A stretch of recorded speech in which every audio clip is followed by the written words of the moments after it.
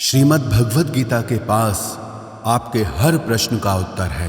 चाहे आपकी कोई भी परेशानी हो, कोई भी इच्छा हो, श्रीमद् भगवद गीता आपके हर प्रश्न का उत्तर देती है, आपकी हर समस्या का हल देती है। चाहे वो परेशानी आपके मन की हो या धन की हो या आपके शरीर की हो या आपके रिश्तों की हो, आपको अपनी हर समस्या का उत्तर श्रीमद् भगवद गीता में जरूर मिलेगा। आज हम उसी श्रीमद् भगवद गीता के ऐसे 11 अनमोल उपदेश आपको बताएंगे जो आपकी पूरी जिंदगी बदल देंगे। बस आप इन बातों को वीडियो के अंत तक ध्यान से सुनिए। जो भी व्यक्ति इस वीडियो को अंत तक सुनेगा, उसे अपनी जिंदगी, उसे अपनी हर परेशानी का हल अवश्य मिलेगा। उसे अपनी जिंदगी में जो कुछ भी चाहिए वो उसे जरूर मिलेगा। श्रीमद् भगवद गीता का सबसे पहला उपदेश यही है कि कोई अगर आपका अपना है या कोई आपसे बड़ा है तो उसका अपने प्रति गलत व्यवहार कभी भी सहन नहीं करना चाहिए। ये गीता का उपदेश हमारी जिंदगी से भी जुड़ा है। हम भी अपने मन की अधिकतर तकलीफों को ये सोचकर जिंदगी भर सहते रहते हैं कि ये तो मेरा अपना है, ये तो मेरा बड़ा है, इसको हम कैसे कुछ कह सकते हैं। हम अगर नहीं सहेंगे, कुछ कह देंगे तो हमारे रिश्ते ही खराब हो जाएंगे, हमारे रिश्ते ही समाप्त हो जाएंगे। पर सोचने की बात यह है कि उस व्यक्ति को आप अपना कैसे मान सकते हैं जो आपकी तकलीफों की वजह हो। अपना तो वो होता है जो हमारी तकलीफों को दूर कर दे। तो गीता का ये उपदेश है कि किसी को भी अपना फायदा मत उठाने दो, किसी को भी खुद पर जुल्म मत करने दो, क्योंकि आप जितना सहेंगे लोग आपको उतना सहने के लिए और मजबूर करेंगे। गीता का पहला अध्याय जिसका नाम अर्जुन विषाद योग और दूसरा अध्याय जिसका नाम सांख्य योग है, उसके आरंभ में अर्जुन ने श्री कृष्ण के आगे अपना दुख प्रकट किया है कि हे केशव, मैं कौरवों से कैसे युद्ध कर सकता हूं?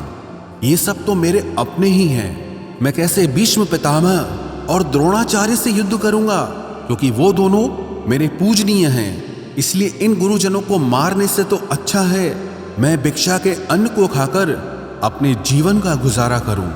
और जिन कौरवों से मैं युद्ध करने जा रहा हूं वो सब धृतराष्ट्र के पुत्र मेरे भाई ही हैं, मेरे अपने ही हैं। इन सबको मारने से अच्छा है कि मैं सन्यासी बन जाऊं। तो श्री कृष्ण ने अर्जुन से कहा कि यहां कौन अपना है और कौन पराया है। जो अधर्म करता है उसके साथ युद्ध करना तुझे मोक्ष और मुक्ति देगा। तू अपने इस मन के मोह को त्याग दे, नहीं तो सारा जग तेरी निंदा ही करेगा, तुझे डरपोक कहेगा।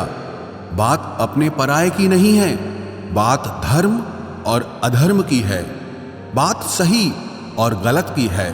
अगर तू गलत को सहेगा, उसका अंत नहीं करेगा, तो गलत करने वाले को और बल मिलेगा, वो और भी गलत करेगा।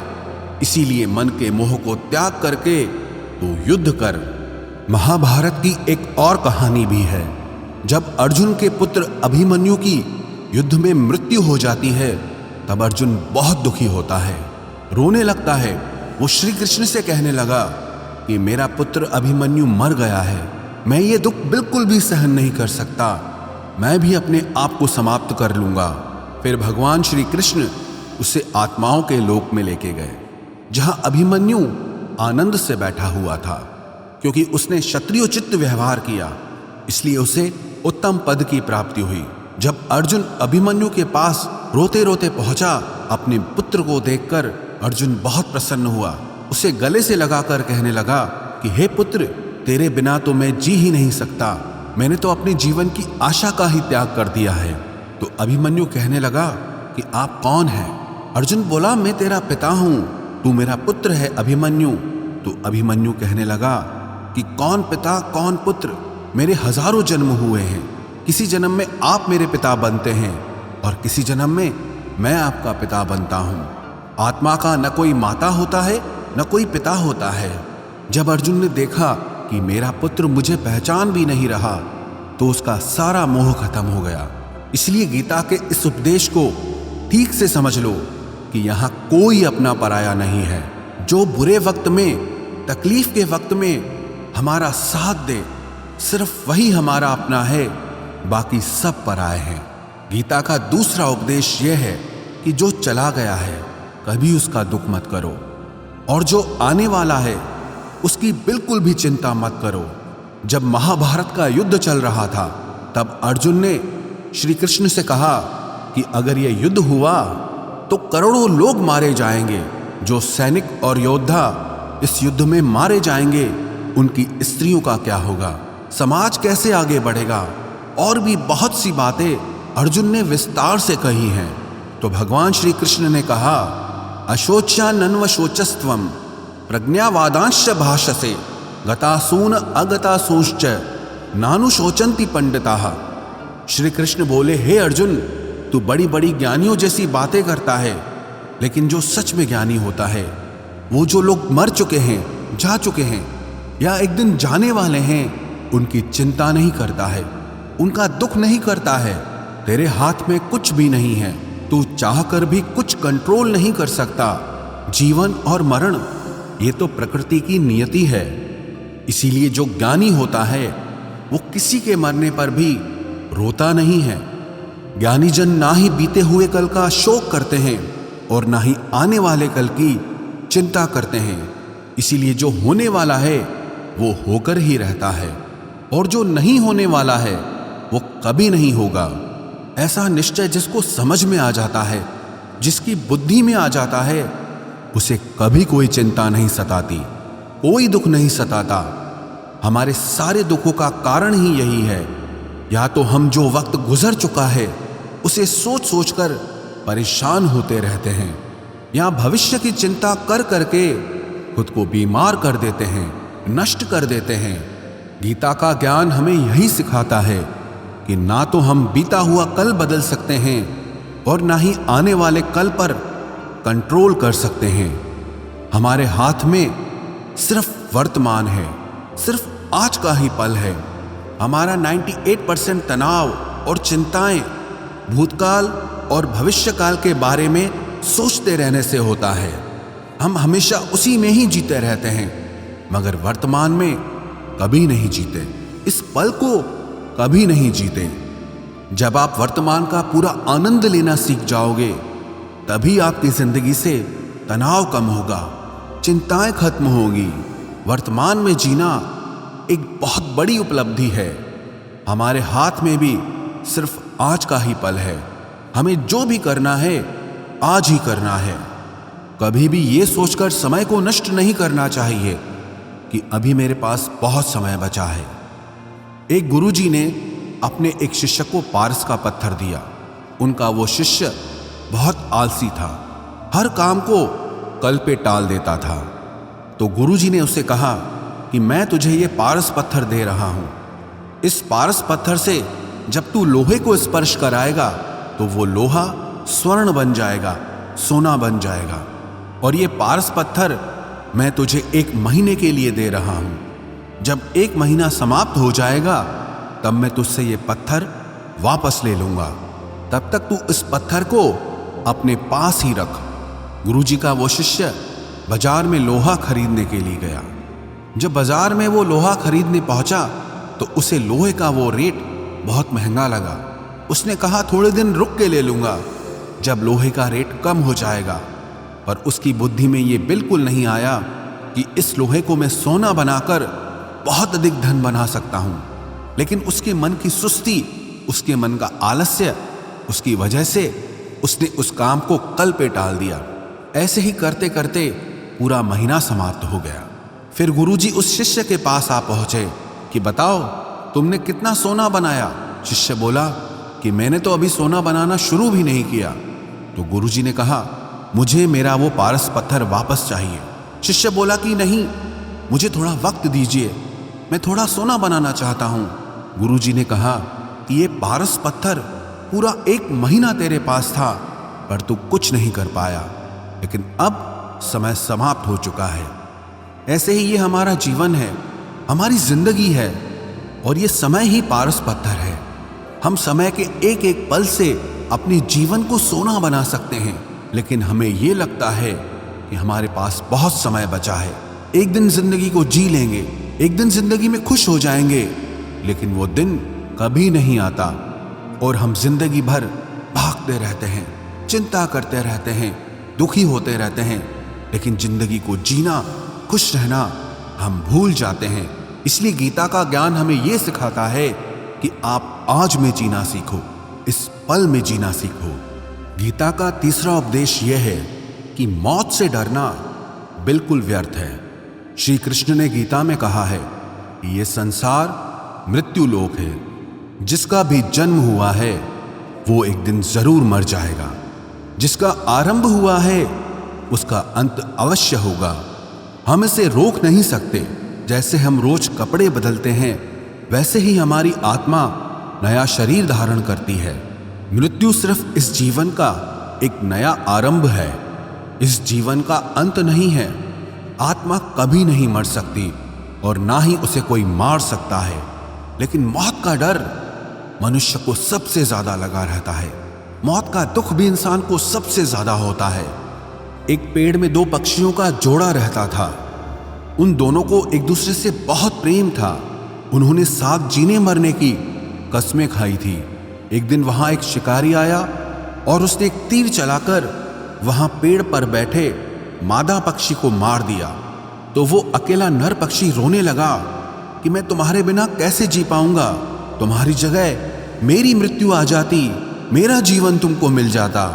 वो रो रो के बहुत विलाप करने लगा। इतने में ही उस शिकारी ने दूसरा तीर चलाया और उस नर पक्षी को भी मार दिया। वास्तविकता में ये कहानी हमारी ही है। हम भी रोते रहते हैं जब कोई मरता है तो, लेकिन हमें ये नहीं पता कि एक न एक दिन हमारा भी जीवन समाप्त हो जाएगा। हम भी उसी मृत्यु के पेड़ पे ही बैठे हैं, लेकिन शरीर का मिटना हमारा अंत नहीं है। श्री कृष्ण ने अर्जुन से कहा कि हे अर्जुन, तेरे और मेरे अनंत जन्म हुए हैं, तुझे कुछ भी याद नहीं है, लेकिन मुझे सब याद है। जो व्यक्ति इस सत्य को समझ ले कि मैं यहां इस संसार में कुछ समय के लिए आया हूं, उसकी जिंदगी के सारे झगड़े, सारे दुख, सारी चिंताएं ही समाप्त हो जाएंगी। जब इस संसार से जाना ही है तो दुख किस बात का। पहले के जमाने में साधु महात्मा लोग पैदल यात्रा करते थे। यात्रा करते करते वो एक नगर में पहुंचे। वो महात्मा बहुत थक चुके थे। उस नगर में उन्होंने एक महल देखा और उन्होंने उस महल में जाकर विश्राम करने का सोचा और वो महल में जाकर सो गए। जब उस महल में वहां का राजा पहुंचा तो अपने पलंग पर उस महात्मा को सोता देखकर बहुत हैरान हो गया। राजा उस महात्मा से पूछने लगा कि तुम मेरे महल में कैसे घुस आए और मेरे बिस्तर पर सो रहे हो। महात्मा कहने लगा, ये तुम्हारा महल है? मुझे तो लगा ये धर्मशाला है। तो राजा ने कहा, आपको मेरा महल धर्मशाला कैसे लगा? तो महात्मा ने राजा से प्रश्न किया कि तुमसे पहले इस महल में कौन रहता था? तो वो राजा बोला कि मुझसे पहले मेरे पिता यहाँ पर रहते थे और उससे पहले मेरे दादाजी यहाँ पर रहते थे। तो महात्मा ने फिर प्रश्न किया कि क्या तुम इस महल में हमेशा रहोगे या तुम्हारे बाद कोई और रहेगा? तो राजा कहने लगा कि मेरे बाद मेरा पुत्र इस महल में रहेगा। तो महात्मा राजा से कहने लगे कि जिस जगह पर रहने वाले बार बार बदल जाते हों उसे घर कैसे कह सकते हो? वो तो धर्मशाला ही है। इसीलिए तेरे महल को धर्मशाला समझकर मैं इसमें रात बिताने के लिए आ गया। धर्मशाला जान जग को, जीव सब मेहमान है, मोह किससे मत करो, सब स्वप्न का सामान है। यदि हम भी इस बात को समझ लें कि हम यहाँ कुछ समय के लिए आए हैं, आनंद करने के लिए आए हैं, खुश रहने के लिए आए हैं, तो हमारे सारे दुख ही समाप्त हो जाएं। जब हम अपना मोह यहाँ जमा लेते हैं, अपना दावा यहाँ जमा लेते हैं कि ये मेरा है, इसे मैं छोड़ नहीं सकता, इसके बिना मैं जी नहीं सकता, तो हमारा जीवन दुखों से भर जाता है। इसलिए जीवन में मृत्यु का भय त्याग करके जीवन का प्रतिपल आनंद लेना चाहिए। गीता का चौथा उपदेश, मन और विचारों को कंट्रोल किए बिना जीवन में कभी शांति और सुकून मिलने वाला ही नहीं है। अर्जुन ने श्री कृष्ण से कहा कि मेरा मन सही गलत सब कुछ जानता है, फिर भी मेरे विचार और मेरा मन मुझसे कंट्रोल नहीं होता। मैं जो करना चाहता हूँ वो कर नहीं पाता हूँ, और जो नहीं करना चाहता हूँ वो मेरा मन मुझसे जबरदस्ती करवाता है। इसीलिए मैं बेचैन हो गया हूँ, मुझे शांति प्राप्त नहीं हो रही। तो श्री कृष्ण ने अर्जुन से कहा, उसके लिए तुझे अपने मन और विचारों से डिटैच होकर अपने मन और विचारों को सही दिशा में ले जाने की प्रैक्टिस करनी होगी, अभ्यास करना होगा। और ये एक दिन का काम नहीं है। जब तक तू अपने मन और विचारों की गुलामी का त्याग नहीं करता, तब तक तुझे जीवन में कभी शांति नहीं मिलेगी। एक राजा था, वो बहुत बेचैन और परेशान रहता था। एक दिन वो अपने गुरुजी के पास गया और उनसे कहने लगा कि मेरा मन बहुत बेचैन है, मैं बहुत परेशान हूँ, मैंने पूरे संसार को जीत लिया है, सब कुछ है मेरे पास, पर मैं खुश नहीं हूँ, मेरे मन में सुकून नहीं है, शांति नहीं है। तो गुरुजी ने राजा से कहा कि तुम्हारे नगर में अगर कोई ऐसा व्यक्ति है जिसने सुकून को प्राप्त कर लिया है, शांति को प्राप्त कर लिया है, तुम उसका एक बार कुर्ता पहन लो तो तुम्हारे जीवन में भी शांति आ जाएगी। राजा बहुत प्रसन्न हो गया कि ये तो बहुत आसान काम है। वो अपने राजमहल में आया और राजसभा में वो सबसे कहने लगा कि आप लोगों में से जो भी शांत हो चुका हो, जिसे सुकून मिल गया हो, वो अपना कुर्ता मुझे दे दे। वो बदले में जितना भी धन मांगेगा मैं उसे दे दूंगा। सब लोग एक दूसरे का मुंह देखने लगे। पैसों का लालच आया, लेकिन सबको एक दूसरे की सच्चाई पता थी, क्योंकि किसी की जिंदगी में भी शांति और सुकून नहीं था। सब अपना सर झुकाकर वहां पर खड़े हो गए। फिर उस राजा ने पूरे नगर में ढिंढोरा पिटा दिया कि जिसे भी शांति प्राप्त हो चुकी हो, सुकून प्राप्त हो चुका हो, वो मेरे पास आकर अपना कुर्ता दे दे। वो जितना कहेगा उससे उतना ही धन दिया जाएगा। लेकिन एक भी व्यक्ति ऐसा नहीं मिला जिसे शांति प्राप्त हो चुकी हो। वास्तविकता में जब कोई मरता है तब हम कहते हैं कि वो फलां व्यक्ति आज शांत हो गया। कभी किसी जिंदा इंसान के लिए नहीं सुना कि एक जीता जागता इंसान शांत हो गया है। राजा के सैनिक पूरे शहर में ढूंढते रहे, फिर उन्हें पेड़ के नीचे एक महात्मा तपस्या करता दिखा, जिसके चेहरे पे एक शांति थी, सुकून था। वो सैनिक उस महात्मा के पास आकर पूछने लगे कि क्या आपने शांति प्राप्त कर ली है, सुकून प्राप्त कर लिया है? महात्मा ने कहा, मैं पूरी तरह से शांत हूं। तो सैनिक उसे राजा के पास ले आए। राजा ने उस महात्मा से प्रश्न किया कि क्या आपको शांति और सुकून प्राप्त हो चुके हैं? वो महात्मा कहने लगे, महाराज, मैं पूरी तरह से शांत हूं, मुझे कोई चिंता नहीं, मुझे किसी चीज की लालच नहीं, मुझे कोई इच्छा नहीं है। तो राजा भी बहुत प्रसन्न हो गए कि आखिर वो व्यक्ति मिल ही गया जिसे शांति की प्राप्ति हो चुकी है, जिसे सुकून प्राप्त हो चुका है। तो राजा उस महात्मा से कहने लगे कि हे महात्मा, आप कृपया करके अपना कुर्ता मुझे दे दीजिए, बदले में आप जो मांगेंगे मैं आपको दे दूंगा। वो महात्मा कहने लगे कि महाराज, सुकून और शांति तो मुझे मिल चुके हैं, लेकिन क्या करूं, मेरे पास कुर्ता ही नहीं है पहनने के लिए जो मैं आपको दे सकूं। जब राजा ने उस महात्मा की ये बात सुनी कि इस महात्मा के पास कुर्ता भी नहीं है पहनने के लिए, उसके बाद भी ये महात्मा एकदम शांत है, इसके जीवन में सुकून है। मैं सारी जिंदगी धन को जोड़ने में लगा रहा, दुनिया जीतने में लगा रहा, लेकिन मुझे शांति नहीं मिली, सुकून नहीं मिला, क्योंकि शांति और सुकून बाहर की चीज नहीं है, अपने भीतर की चीज है। इसीलिए जब तक कोई व्यक्ति अपने मन और विचारों को कंट्रोल नहीं करता, तब तक उसके जीवन में सुकून और शांति नहीं आती।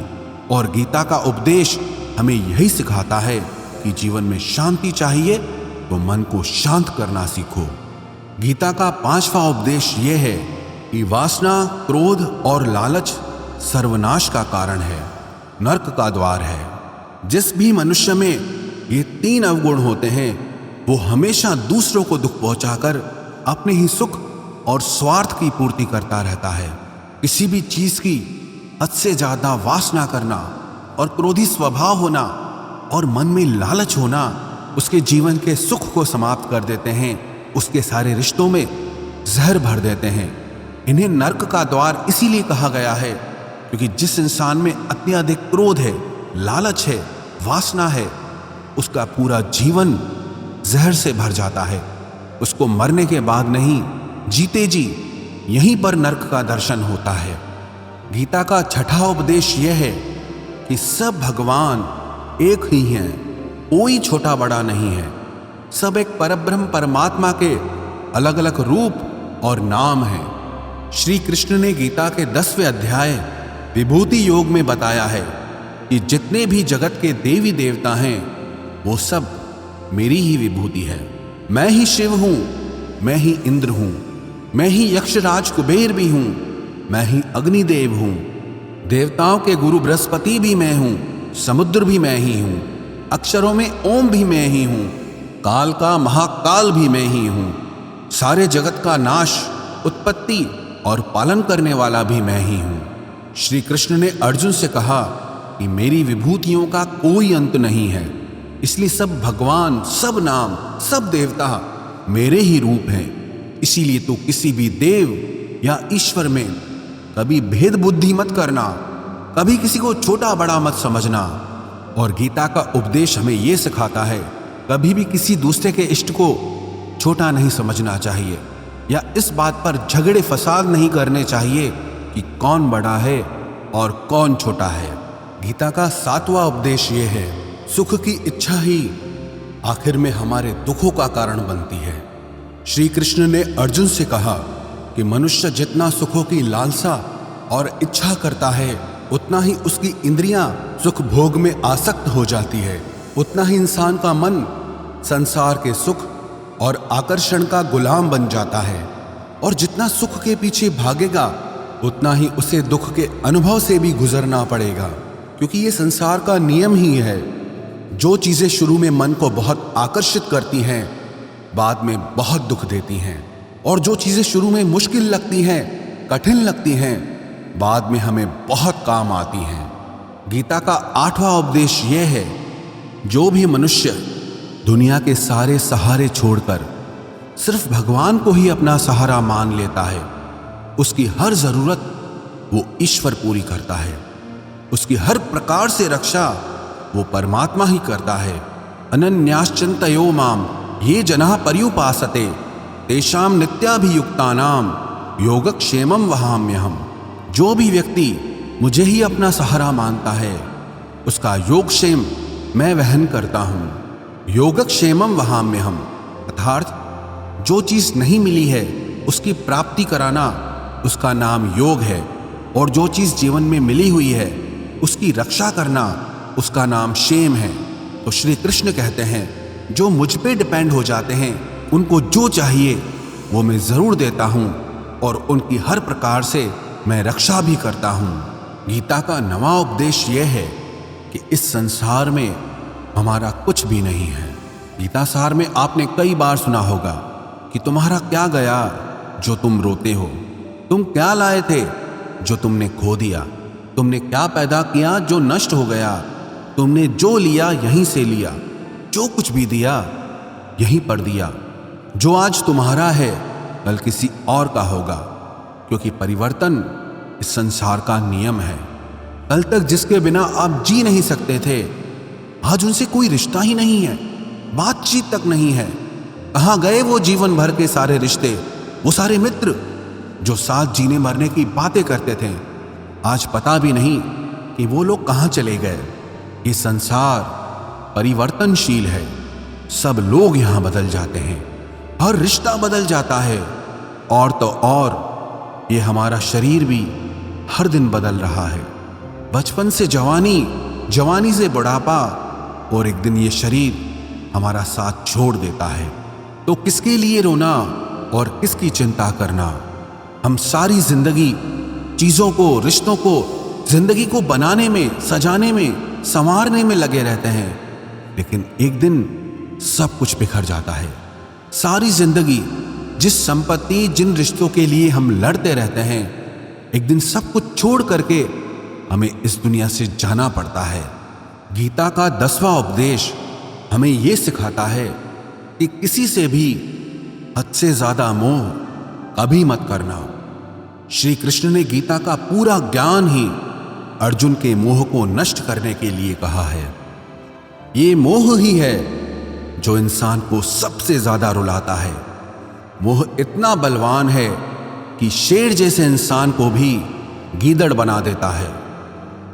जो अर्जुन युद्ध में देवताओं से भी जीत गया, पर अपने रिश्तेदारों को युद्ध में देखकर उसका हाथ कांपने लगा। वो बोला, हे केशव, मेरे हाथ में धनुष पकड़ने की ताकत भी नहीं बची है, मेरे हाथ कांप रहे हैं, मैं युद्ध नहीं कर पाऊंगा। ये मोह इतना पेनफुल होता है जिसकी पीड़ा ना सह पाने के कारण कई लोग अपनी जिंदगी खत्म कर देते हैं, आत्महत्या तक कर लेते हैं कि उस व्यक्ति के बिना हम जी नहीं पाएंगे। जीवन में किसी से भी हद से ज्यादा मोह करोगे तो जीवन भर पीड़ा का ही सामना करना पड़ेगा। जो व्यक्ति अपने मोह से बाहर नहीं आता, उसका सब कुछ उससे छिन जाता है, उसकी सारी खुशी खत्म हो जाती है। इसीलिए गीता का ज्ञान बार बार यही सिखाता है कि अपने मन के मोह को त्याग करके आप बलवान बनो, बुद्धिमान बनो, सत्य के दर्शन करो कि वास्तविकता क्या है। क्योंकि हमारा मोह हमें हमेशा झूठ ही दिखाता है, झूठ पे ही विश्वास दिलाता है और दिल में झूठी उम्मीदें जगाता है। और ये ही हमारे दुखों का सबसे बड़ा कारण है। हम ही मोह कर लेते हैं, हम ही लोगों से उम्मीदें लगा बैठते हैं, पर वास्तविकता बिल्कुल अलग होती है। लोग वैसे नहीं होते जैसे हम मान लेते हैं, जैसा हम समझ लेते हैं, क्योंकि मोह के कारण हमें सच्चाई नहीं दिख पाती, लोगों का असली चेहरा नहीं दिख पाता। इसीलिए गीता का उपदेश हमें यह सिखाता है कि जीवन में अगर आनंद और प्रसन्नता से रहना है तो किसी में भी हद से ज्यादा मोह कभी मत करना।